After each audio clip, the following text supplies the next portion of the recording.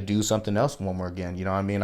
Talk to them pretty consistently still. So it's still in the talks about it. You know, like I said, like as we become adults, we kind of have to handle things differently. So whenever the time comes, we want to make sure we just take advantage of the opportunity.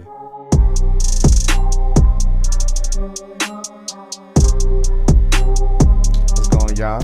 My name is DJ Machadellic, also go by Machadellic. They also call me the Vibe Provider. I'm representing Denver, Colorado, specifically from Aurora, and this is who I am.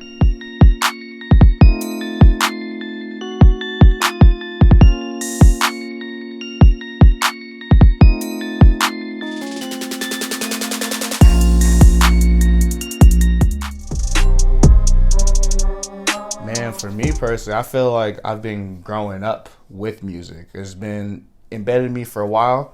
I would say even though I didn't learn how to play an instrument, I've been around it from my dad playing it, mom, just hearing it from just different type of cultures because I come from a Haitian background. You know, not only like we're listening to like, you know, R&B, the oldies and everything. I'm listening to a whole completely different genre, you know, like when it comes to compa, everything like that. Just more so just different cultures. You know, I'll listen to dance hall, reggae, everything like that. Just a mixture of a whole lot of genres. I would say I remember myself being younger. I remember making mixes on CDs and selling to people like in elementary school. Yeah, elementary school. Like kind of like, you know, of course that was around the time me growing up. I was around the Rhapsody, LimeWire era, trying to figure out ways to download them, Napster and everything like that. Were you burning them onto the CD? Oh yeah, burning all different types of CDs, whether it's like a different type of mix, I'm burning albums, everything like that. You know, trying to stay updated of like what music is coming out, you know? I'm selling it to different kids in my school, you know, making a little bit of money on the side. I actually got inspired by my older brother and a lot of his friends. They was kind of like, you know, messing with it a lot of time, downloading everything. They started showing me, and I was like, why not? I can put my own songs together, kind of like listen what I want to listen to, and I just have it on a CD, and I can listen to it as many times as I want. So then once I started kind of like understanding that, I was like, why not just sell it to my friends? From me listening to music, remember my parents listened to it when it came to like videotapes, like not videotapes, like just cassettes, CDs, the radio, having the actual like boombox in the house, having the actual master sound system, be able to put multiple CDs in there. It's crazy how far we came when it comes to technology, you know what I mean? So right, like that 5-player. Yeah, the 5-player, 10-player, having to carry the CD player in your pocket and everything, man, like the whole nine. So it's kind of crazy how like each couple years we're just able to adapt, you know, like from me having to carry a CD player to now I'm carrying an MP3 player. Then I'm carrying an iPod Shuffle. Now everything's on your iPhone, and it's just crazy how much it's just developed. Man, really, I would say this is kind of like there's a lot of different gaps when it came to my journey being a DJ. So I remember my brother actually DJing a house party. It was like one of my first high school house parties. You know, I was a freshman. He was a senior at the time, so you know, it was like, why not? Let's throw a party. We have friends. They was able to let us use their houses and everything. So it was dope, you know. I seen them actually DJ from a computer on the virtual laptop. Like my brother and my pretty much my other brother. You know what I mean? Like I seen them do it, DJ. I was like, man, this is pretty dope. This is interesting to me. Like hearing the transitions and everything like that. And then as I started still going out more and more, I started seeing like, oh, like there's other DJs, there's other young DJs out and about in the city. You know what I mean? There's like seeing just different flavors, different vibes and everything. Probably like the specific DJ when I was like coming up was probably DJ Sean. He's famous Texas DJ.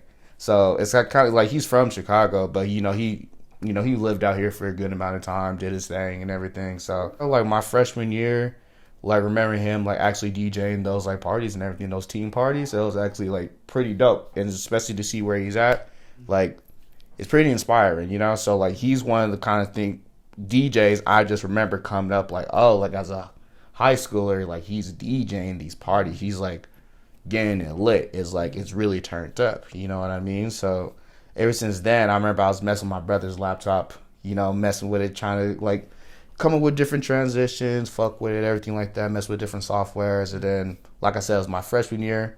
After that, found different hobbies, started doing sports and everything. Kind of gets on the back burner, like, worried about athletics.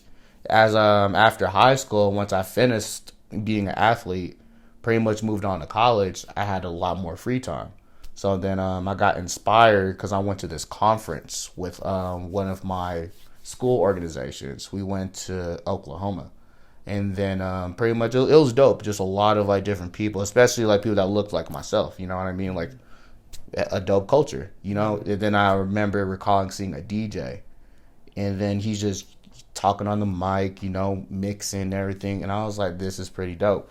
And I still have that same feeling from when I remember watching my brother DJ these parties. Like watching Sean DJ these parties. I got that same feeling. So I was like, I got a little bit of extra bread, from like, a refund from school and everything. So I was like, I'm asking everyone, man, what's a good little beginner board? Blah, blah, blah, blah, and everything. The people I see and the people I'm like connecting with, they was like, man, you should go with this. Had a little bit of money that I had, just bought the little beginner board, bought it. Ever since then, I was just trying to like just learn it, just learn DJing as much as I can. I already had a little bit of experience, I guess, but I was really kind of just like honing in, just go on YouTube, kind of like just go trial and error, you know what I mean? So I started in March of 2015. So I started when I was 18, about to be turning 19. Wow. So you're in college, right? You're doing this for your free time. What were some of the gigs you were doing? Man, honestly, it's actually kind of crazy. My first gig I've ever did, right?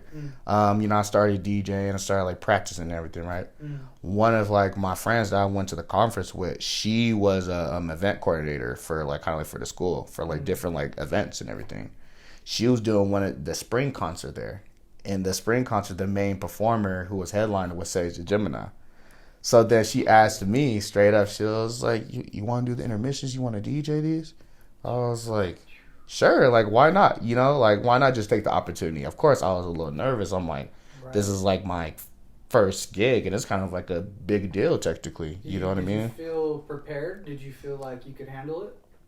Honestly, I was nervous in the beginning, and I started getting better and better. I was like, hey, the worst that can happen is I get booed or something. You know what I'm saying? I was just like, fuck it, why not? Or the board turns off. Yeah, the board turns off. They tell me get off. They start playing like the actual house music. Like I'm shit. What's the worst that could happen? You feel me? So then after that, man, I remember I just got on and I was just kind of like feeling it. Like it was dope vibes. Make sure I'm warming everyone up before Sage comes on stage. I had a few openers, few performers, and I'm kind of like understanding like, oh, this is a good song to play to get the reaction from them during the concert and this, that, and the fourth, So that's kind of like my first initial step of like doing different events. Then after that, I started just doing just different things, whether it's like a multicultural events, and I'm not only doing things like because my favorite genres, I'm like leaning towards hip hop, R&B, pop, everything like that. You feel me?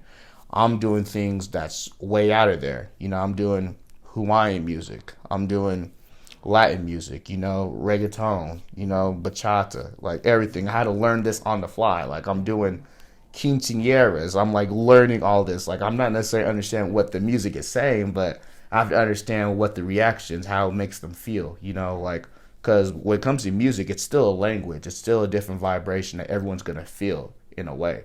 So all I'm trying to feel is the vibe, And how important is that to know your audience is like really fucking with what you're doing as far as the DJ set, like paying attention?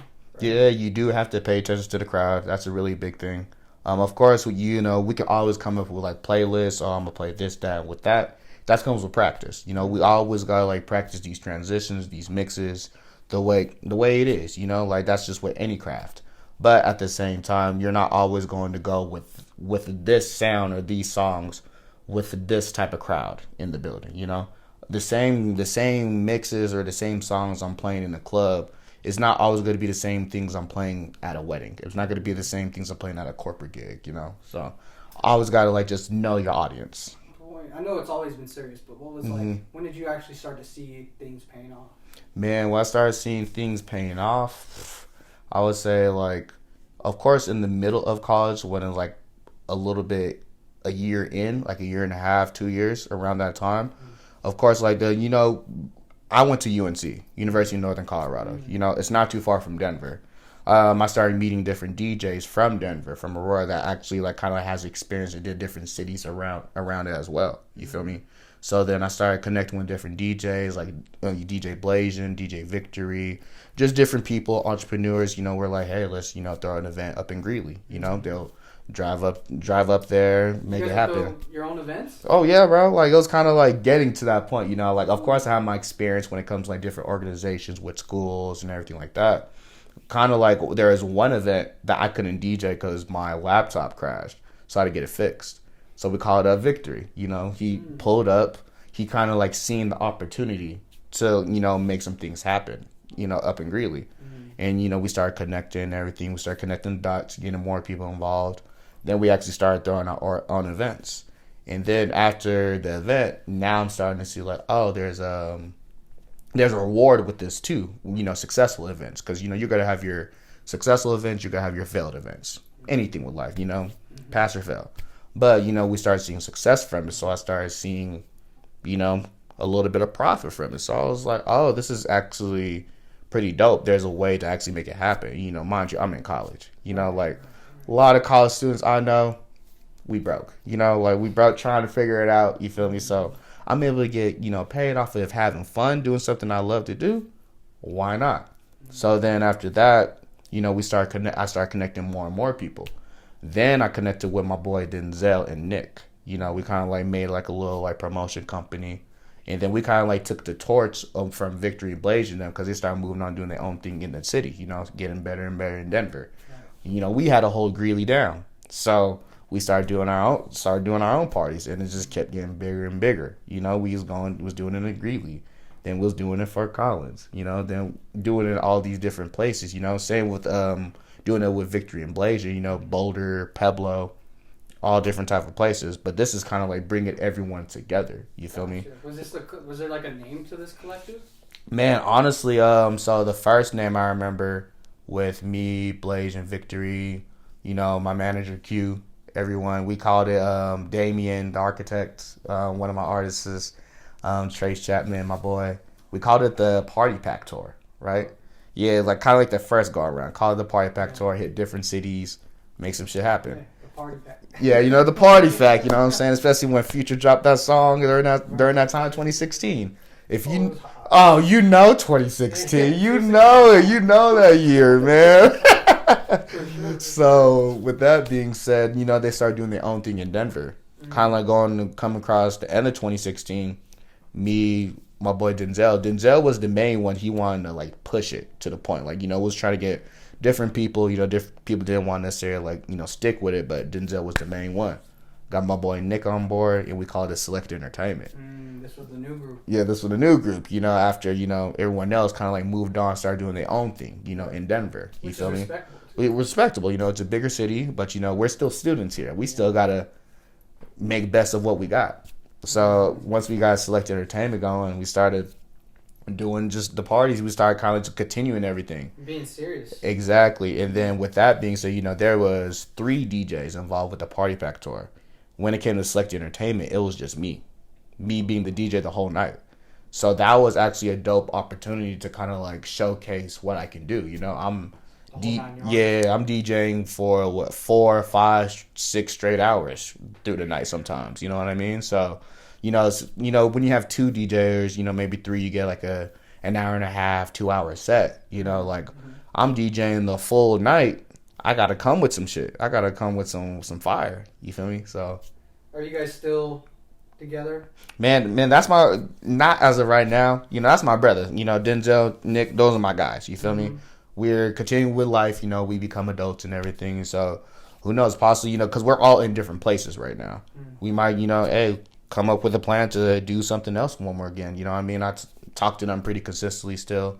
So it's still in the talks about it. Like I said, like as we become adults, we kind of have to handle things differently. So whenever the time comes, we want to make sure we just take advantage of the opportunity. So that's gonna have to include like legendary like DJs like local DJs, everything like that, right? Anybody? All right, cool. Like my first, man, honestly, I admire KDJ Above. He's one of like the coolest DJs I've seen. I've noticed Spider Tech, one of my favorite DJs. Squizzy Taylor, one of the hottest DJs in the city. Like one of the best talking they shit DJs. He be talking on the mic. You feel me? DJ Alizé, actually, he's from like the DMV area. I've like watched him DJ. He's like dope, like very dope. And my last one has to be A-Track. Like, man, honestly, like outside of like I said, like I'm strong, like I love hip hop, R&B and everything, but hearing him in his whole different bag in his genre is just amazing. Like truthfully, you know. And you look up to these guys, right? Yeah, look up to them, kind of like study them, you know, whatever they do, whenever I'm in the building, whenever they DJing, whenever they post stuff, whatever they're just talking about. When it comes to just anything music related, DJing related, I'm always like wanting to make sure I take notes from them. Right, just being a sponge, right? Exactly. They got a lot of knowledge and experience. Exactly. Yeah, they've been in the business for a long time. You know what I mean? Like, some of them are like, and they all have different personalities, how they went about, you know, their DJ careers, everything like that. So it's pretty dope just seeing where everyone is at. You know what I mean? Like, whether it's like how big, how small, like how hard they worked, like their styles. Everyone's styles is completely different. And that's just the beauty of like DJing. You know, you're able to learn, kind of like take it a little bit and add it to your resume. You know, like you just mix it up. So you're still able to create your own personality. You're just kind of like giving them their honor. You know, like just, hey, I respect you. I respect the way you do this. I'm incorporated with my shit, so it's gonna sound as dope as yours or even better. You know. I talked to most of them. You know, the only ones I haven't talked to was Alizé and A-Track, but talking to KDJ Above, I talked to Spider Tech a few times, talked to Squizzy, you know, pretty consistently, you know, like that was... He's like the main one you kind of talk to? Yeah, main one I consistently talk to, you know what I mean? Like, he gives me, like, different advice. He gives me feedback. He gives me, you know, his critique. You know, he'll tell me straight up, like, yo, this wasn't good, or, like, this could have been better, this, that, and the fourth. You know, I never take it personal. I'm always taking it with, like, a grain of salt. Like, this is feedback. This is constructive feedback. You know what I'm saying? So there's no reason to, like, take it personal or anything like that. Because, like, you know, where he's been, I respect that grind. So I would rather, you know, hear out somebody that's been through the grind, has seen their success through their craft, you know? Man, let me tell you, like, COVID, the pandemic going into 2020 was a very humbling experience. You feel me? Like, it affected a lot of my gigs, a lot of like my inspiration, a lot of my motivation. Like, it changed everything low key. You know what I'm saying? Like, you know, for me, when I was like pursuing it very much so, like around that time, everything just stopped. Like, you know, I'm getting calls out at the same time, text messages, hey, we gotta cancel, we gotta reschedule, you know. And this is the first time we're looking at, like, damn, like, I don't know what's going to happen, you feel me? This is really the unknown, like, you know, the fear of the unknown, you feel me? It just stopped. So I couldn't believe it, but it was kind of like a hard pill to swallow. It kind of, like, gave me, like, a little, like, insight, a breather of how I want to maneuver in life after that. So when the pandemic happened a few months later, I packed up and moved. Man, I left to Houston, Texas. Crazy part about it is I never visited Houston before I even left there. The reason for Houston was for the fact like one of my homies lived out there. You feel me? Like one of like the close college homies. And you know, I asked him about it, everything, like how's Houston, since he's from there too. So I was just like, you know, I'm really thinking about it, bro. Blah blah blah. He was like, honestly, bro, yeah, come out here. And I kind of like found somewhere pretty close to him. You know, trying to like make sure that you know I have somebody I know, like. Because one thing I learned moving to a whole new place, you have to have at least a little community out there, you know? Of course, like, you want to, like, go places, you know, like, you know, it's all about taking that risk. I took the leap, everything like that, you feel me? Called him, wanted to see how Houston was, told me everything. So it was either between Houston, I was thinking about going to Atlanta, and I was thinking about going to Florida, like Miami, Florida, right? I was like, you know what? This is going to be my first time living outside, you know, the state of Colorado. Let me be a little closer, but I'm still far away, you know? Yeah. Picked Houston. You know, I had some more homies that lived out there. I'm starting to learn more and more. Like, damn, I actually have a good amount of people I know that live out there. one of the homies, pretty much my cousin, he came out here, with him and his girl, pretty much helped me pack my car, and we just drove. That's fire. Drove the road, like, went out there pretty much not knowing what the outcome was, you feel me? But out there, I was kind of just, like, focusing on, like, just growing up, like, being an adult, getting, like, my actual, like, life together, Like, for me, personally, I got me a 9 to 5, like, it was kind of, like, living, like, a chill, low-key, low-key speed for a little bit, And for me, I respect anybody with a 9 to 5 and still going for their hustles, you feel me? You should never downplay a 9 to 5 for the fact of, it's not corny. None of that. You're able to get money at the end of the day. You got to do what you got to do. You feel me? So respect everyone with a 9 to 5 that's hustling still at the end of the day. So you're out there for how long? Man, I'm out there for almost 2 years. So I wasn't necessarily focused on me getting DJing inside the establishments, finding gigs and everything.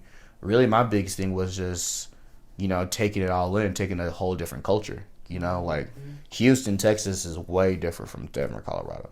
You know what I'm saying? Bigger city too, right? Bigger city, many more things to do. Like, it's crazy. You feel me? So I was able just to get that different experience. I was able to kind of like just take bits and pieces from that city and kind of add it to like my own personality, because you learn from all your experiences. You know what I'm saying? So for me, I was able to just kind of like learn how to be more of an adult, really actually grow up, take things to the chin, kind of just like, live day by day. And for me personally, it was kind of like a refresher that I didn't have to like worry about like who do I run into, because I know them, like, not saying like Denver's relatively small, but once you're born and raised here, you're gonna run into somebody that for the most part. Or they might know you. Yeah, they might know you. Like, hey, bro, it's been a while, etc. You feel me? Like, that's just how it is, But in Houston, I was the outsider. I was the stranger. Technically, I'm the one with the accent. They always say we don't have accents, but then when they hear how I talk, they're like, oh yeah, you're not from here. You feel me? So it was kind of like dope in a way of like I'm the different one. Like, I'm not focused too much on like me trying to like figure out who I want to know, who I need to know. I can pick and choose who I want to like rock with, like I'm able to set my next chapters being in this whole new place. You feel me? Gotcha. And so how long have you been back now in Denver? Man, I've been back since February, so almost a year. Almost a year. Yeah, February of 2022. Yeah, I had the opportunity to move back. It made the most sense to me. Like whether it was like, spiritually, mentally, financially, everything just made sense just to come back, In 2022, obviously, you're coming back. Were things right off the bat like going like picking up for you, or was it kind of like a slow thing throughout the last year? Man, it was kind of like a slow pickup for me because when I first came back, I'm trying to get everything else figured out. I got to readjust. I've been gone for almost 2 years, so things is a little different. You know what I mean? I've seen different things, experienced different people. Like, not everything is going to be completely the same. So I have to find my way to come back to it, So then it was a slow pickup coming into, like, like my first month.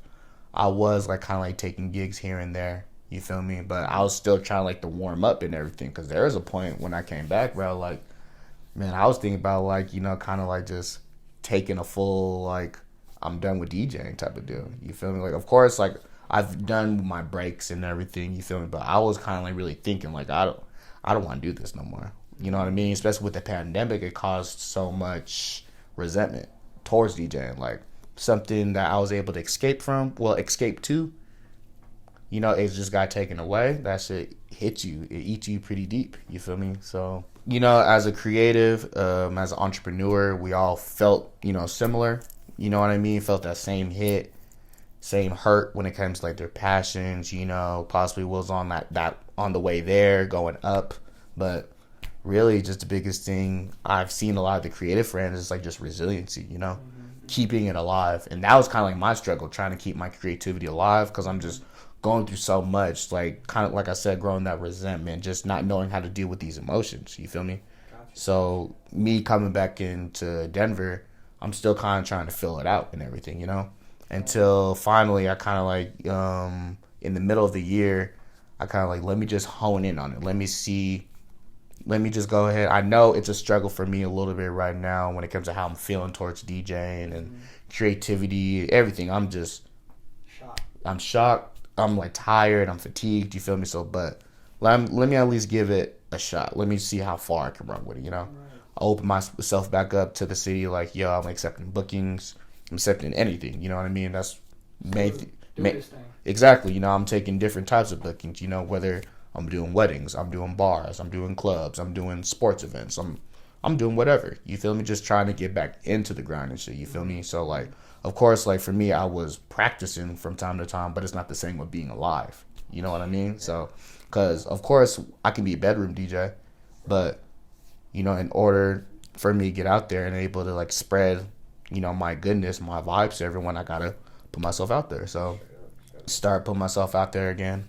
And slowly but surely, it's been coming together more and more. You know, different people send me up from different establishments. They're kind of like hearing me, getting more and more back active about it. You know what I mean? Because for me personally, I just had to have the underdog mentality of like, all right, I'm the new guy again. Technically, you feel me? Of course, they know me, but you know, it's been 2 years. You feel me? They don't really know me anymore. You know, out of sight, out of mind. So, how to like, you know, take it to the chin, be humble, and really kind of just work. You feel me? Like, of course, like I said, create and everything, but certain times, you know, you just have to focus and hone on in. Just like, I want to get better on this. I see this as something that I really truly do care about. You know, whether it's a hobby, it's a passion project, it's a craft, it's What you do. it's what I do. You know, man, my goals for 2023. It's a new year. It ain't a new me. Want to make sure I keep putting myself out there, you know, keep that work up. Want to make sure like my business acumen is really a big thing. Keep that in tight, you feel me? Make sure my communication's good. Just handling the back end of everything, you know, because as much as I'm being a creative and everything, I still have to focus and make sure there's good business on the behind to make sure everyone is still satisfied. I'm still in a sense of like I'm still providing a service. So I still care about the feedback of who I'm providing that service for. And man, my next goal is really more concerts, more festivals, just bigger parties, me trying to be in just different establishments, whether it's like going to be staples for the city, whether like, you know, get a chance to DJ with the Nuggets, get a chance to DJ with the Broncos, you know, everything. I'm trying to aim for everything. You know what I mean? That comes with just working, you know, working and connecting. You know what I mean? Like, of course, I can want these things, but if I'm not honing in on my craft, then it doesn't really matter. It's kind of like just, it's just a dream, you know, rather than a goal.